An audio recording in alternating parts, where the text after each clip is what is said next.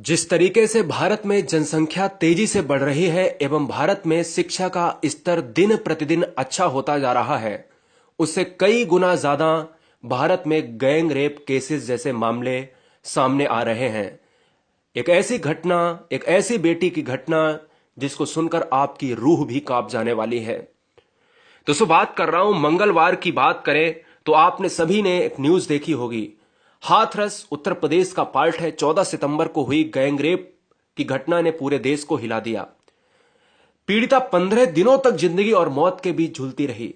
यह भारत एक ऐसा देश है जहां पर अगर रेप हो जाए और बच्ची बच जाए तो किसी को नहीं पता चलेगा।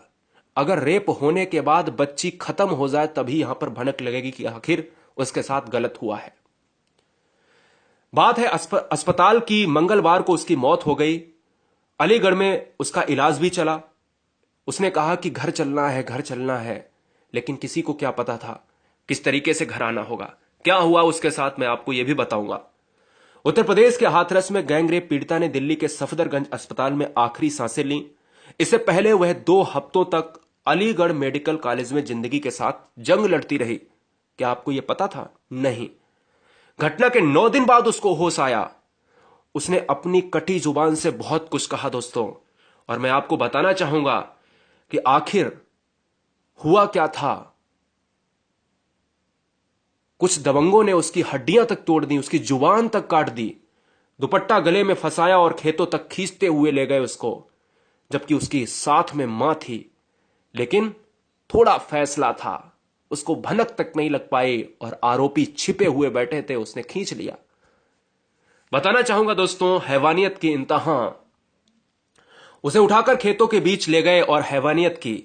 इस दौरान उसे इतना पीटा कि उसके गले में 3 फ्रैक्चर हो गए। गले, एक छोटा सा पार्ट गला। गर्दन में 3 हड्डियां तोड़ दी उसने। उन 4 दबंगों ने रीढ़ की हड्डी तोड़ दी, उसकी जुबान काट दी। मां को जब काफी देर तक बच्ची की आवाज नहीं आई तो उसे ढूंढने के लिए निकली और कुछ दूरी पर उसे बेसुध पाया। आप समझ सकते हो कि कितना शिक्षा का स्तर बढ़ रहा है और उसके बीच में एक अशिक्षा का यहां पर मैटर आपको सामने दिख रहा है।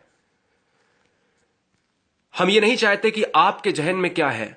हम ये चाहते हैं कि ये स्टडी प्लेटफॉर्म है। स्टडी प्लेटफॉर्म एक पहला प्लेटफॉर्म है जहां पर आवाज उठा रहा है।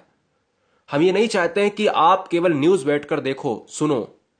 हम चाहते हैं कि कोई भी व्यक्ति हो, कोई भी बच्चा हो, उसके जहन में आग फूटनी चाहिए, हर आवाज उठनी चाहिए। आखिर कैसा होता रहेगा। बहुत कुछ हुआ था निर्भया में। हमारे कानून में कहीं ना कहीं झोल लग रहा है। हम 8 से 10 साल इंतजार नहीं कर सकते किसी भी मैटर को पाने के लिए, प्राप्त करने के लिए। हम उसका रिजल्ट चाहते हैं बिल्कुल अभी का अभी। सजा मिलेगी कैसे, यह हमें बताना चाहिए। अगर सजा में 10 से 15 साल लगते हैं तो हमारे कानून में कहीं ना कहीं झोल है, यह बात तय है। अगर सजा नहीं मिली, अगर सजा मिलने के लिए 15 से 20 साल के कोर्ट के चक्कर कोई लगाएगा तो मुझे लगता है कि भारत में कानून कहीं ना कहीं डिसबैलेंस में है। योगी आदित्यनाथ जी ने कहा है कि हम फास्ट ट्रैक के तहत मुकदमा चलाएंगे और जल्दी से जल्दी दोषी को सजा मिलेगी।